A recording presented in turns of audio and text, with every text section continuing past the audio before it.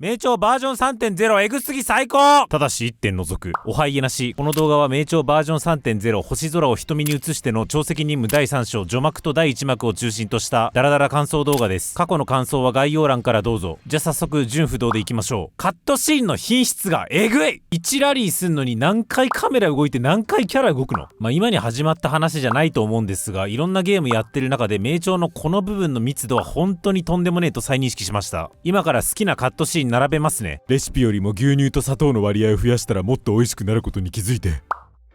私の数ある称号の一つよ。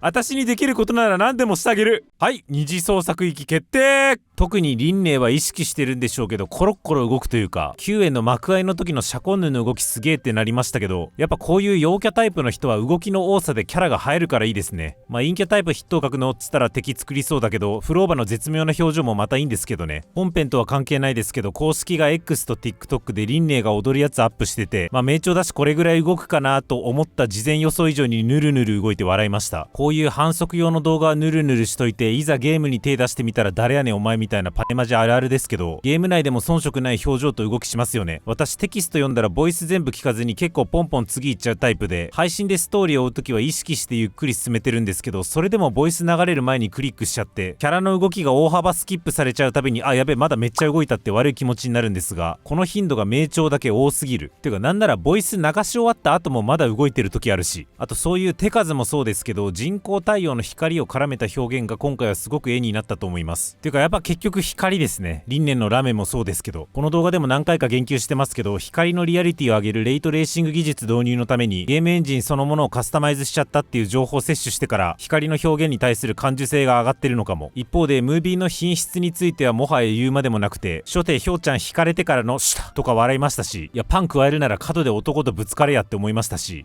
それは冗談で、ここの回想シーンとかかなりグッときたんですが、ほんと贅沢で自己嫌悪半端ないんですけど、このレベルに慣れ始めてる自分がいて、きっと今後出てくる新作ゲームも対外発信を見据えるとムービー周りは気合い入れてくるでしょうから、今後はカットシーンの品質についても各ゲームもっと注目していきたいなと思いました。なので飛ばさないようにしなきゃ。ここのカットシーンなんなん？これ最初ひょうちゃんかなって思って、男主人公だったら変わるんかなって見てみたら1ミリも変わりませんでした。宇宙に行きたがってたけど、なんか色々あったんでしょうね。ひょうちゃん自体最初宇宙空間っぽいところから女神にバーンされてここに来てるんで、そことの関連性が気になるところ。それはそれとして、こんな髪の毛ふわふわで一人称私の怪しいおっさん悪いやつに決まってんだろう。こいつのおかげで新たに名調を始めた人をちょいちょい観測するので不問にしましょう。どちらかというと真の悪はウォーレン。いやウォーレンもロイ人とやらにそそのかされてるのかな。少なくともこっちのアンセルム教授は美術的に白です。名調おなじみキャラデザ頑張ってるモブ枠、つまりアビディウス枠と予想します。ヘルセンもモーニエもかなりヒョウちゃんのこと知ってるみたいだし、モーニエについてはまだ学生で足がまだ変なことになってない時からの知り合いみたいだし、時間どれぐらい経過してるんだろう。これヒョウちゃんのせいで足こんなことになってたら最高なんだけどな。しかもなんか都合の悪いデータ消そうとしてるし、ヒョウちゃんに配慮して消しててくんねえかな。バージョン 3.0 だし、学内研究所内で手引いてるやつの種明かしまで行くのかなと思ってたら、思いのほか早く終わってしまったんですが、次回に向けて謎を残すという意味では良かったと思います。てか次もしかしてピックアップふわふわ男ルシラー学園長じゃない？学園長室で夜な夜な学生食ってる噂の会話もなかったし、スタート落ちアダルト学園早くお願いします。ソラリスシーサイドストーリーでもいいです。あとこの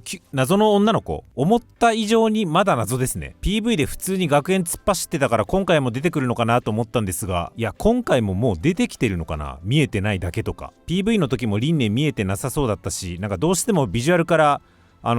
その時を超える感というか、輪廻たちの時間軸上だけの存在じゃありませんよ感があるので、バージョン 3.x のどのあたりで登場するかも見ものです。スタート落ち学園のデザインもまた独特で良かったですね。パッと見14のラビリンソスみたいな近未来的人造都市なんですけど、カセットだったりここの移動装置のなんか2001年宇宙の旅味あるデザイン、どことなくレトロ感が共存してるというか。って言ったらカセット見たことない人にこのデザインがレトロなんですかって言われてへこみました。どこかで見たことあるウェーブラインシステム、正直意外と好きでした。こういうシンプルなやつでも過去キャラと会話できると嬉しいもんだなって。今週っていうやったらでかい死後からのシステムメッセージ読んだら生成くれたんで、しゃあねえガチャ石くれるなら期限からのメッセージも読んでやるかって思って読み始めたら、一方的に鬼のようにメッセージ飛ばされて言いたいことだけ言われてガチャ石もなく会話終わって草でした。いやガチャ石はいらんけどね。他作品の似たシステムだと入力中の間の秒数とかもキャラやシーンによって微妙に変わったりするので、そのあたり含めて一方向的なメッセージというより双方向的な会話になってくるとさらに化けそうだなって思いました。ちょっとストーリーの話から外れるんですけど、エクスペディションバイク気持ちいいっすね。わざわざソアっていう超絶ウルトラ万能移動手段を捨ててまでバイク導入するってマジ挑戦的で、最初正直大丈夫かなって思ったんですけど、移動手段として見た時の利便性に変わる疾走感とか同情のエモさとか、きちんとエッジが立ってるなって。あとは利便性っていう世界だけで見ても A 地点から B 地点に移動するっていう意味での利便性ではソアに軍配が上がるかもですけど、そこにアイテム採取とか絡んでくるとバイクの方が逆転するから、前の移動手段が優秀だっただけにシンプル介護感と捉えられないよう相当気を使って開発してるなって感じます。クソアスレチックコースもあるらしく、そういうのもソアではできないことですし、ファイナルファンタジー15のプティオス遺跡とか好きな私は楽しみにしています。言うて小回りが効かないし、まだ操作慣れしてないからソア恋しくなる時もありますし、そう言ってる人の気持ちもわかるんですけど、ただ他のゲームでもよくある逆黄金パターンというかアンチパターンとして、ユーザーが望む便利な方にゲームを改善していったら便利にはなったんだけど、いつの間にかゲーム体験も味気ないものになっていて人が離れていくっていうパターンもあると思っていて、以前ブリザードの社長が従来型の MMO が昔ほど人気ない理由の一つに、コンテンツ攻略する時のマッチングシステムが便利になりすぎた。以前はシャウトして人集めてみんなで歩いて直接現地に訪問する必要があったのに、今はサーバー間またいで数クリックで見知らぬ人とマッチングしてコンテンツに直接突入ができてしまう。ただその利便性と引き換えに MMO ならではのソーシャル性が失われてしまって、結果 MMO をやる理由がなくなってしまったって社長が言ってて、確かにって思ったんですよね。なんかこれと似た話がソアにもあると思っていて、ソアはむちゃくちゃ便利なんだけど、一方でオープンワールドの世界から本来摂取できるはずの何かを奪っていて、めっちゃ便利だしユーザーからも好評ではあるんだけど、あえてそこ捨てて他にこのオープンワールドっていう舞台装置でどんなゲーム体験与えられるんだろうっていうところに立ち返ってバイク実装してくれたと思うんで、私はバイクに対してはめっちゃポジティブですね。って言って配信でソアよこせって叫んでたらごめんなさい。ストーリーから脱線ついでにもう一つ、ハイベイ車強くね。必殺技みたいなの発動して死にかけたんだけど、ラハイロイ探索してたら空ランク下げてたのに、その辺の音階に育てたばかりの輪廻殴り殺されてラハイロイ怖ってなりました。共和破壊システムが導入されたことによってこっちが敵の攻撃を中断したり大ダメージを与える機会が増えたことで、じゃあその分敵強くしてもいいよなっていう黒毛の邪悪な意志を感じました。共和システムは進撃共和インターフェアとか密集共和オフセットとか最初宇宙猫状態だったんですけど、理解してからは結構面白いシステムだなって。コスト3以上の敵の共和破壊タイミングを2位にできるのがいいと思ったんですが、今回は脱線しているのでまた別の機会に。ちなみにこの辺りよくわかんねえって方、世界一わかりやすい解説動画作ったのでぜひご視聴ください。じゃあ1個だけ文句言っていいですか。チサがダメ、もうダメ。最初諸脇ちゃんがこの幅だと一度に1人しか通れないっていうことをどう見ても一度に3人ぐらい通れそうな幅を前に言ってて、そうね、ここでまずチサとはぐれさせるのね。で白ギャルと一緒に黒髪 JK 探しに行くのかなって期待したら開始10分で無事再会できるし、で無事再会できるんかいからの家族に会ったんですが、みんなちゃんと生きてました。あったんかい。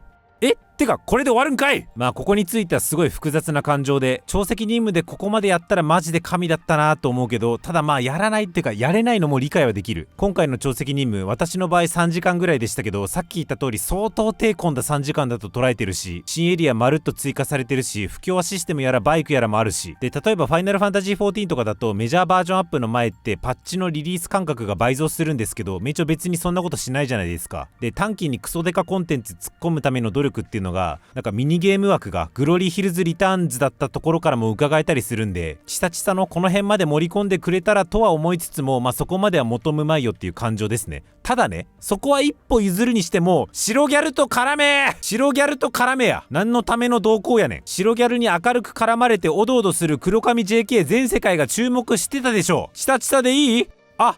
いね、